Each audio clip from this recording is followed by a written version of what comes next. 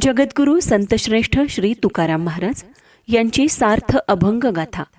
वाचक स्वर आणि निरूपण सौ विद्या जितेंद्र जोशी. अभंग 13वा. धर्माची तू मूर्ती, पाप पुण्य तुझे हाती. मज सोडवी दातारा, कर्मापासूनी दुस्तरा. करीसी अंगीकार तरी काय माझा भार, जीवीच्या जीवना तुका म्हणे नारायणा. या 13व्या अभंगात तुकाराम महाराज देवाला दातार म्हणत आहेत.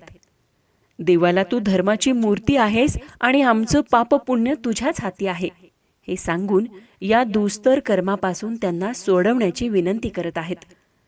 पुढे ते देवाला असंही म्हणत आहेत की जर देवाने त्यांचा अंगीकार केला तर त्यांच्या कर्मफलाचा असा कितीसा भार परमेश्वरावर होणार आहे.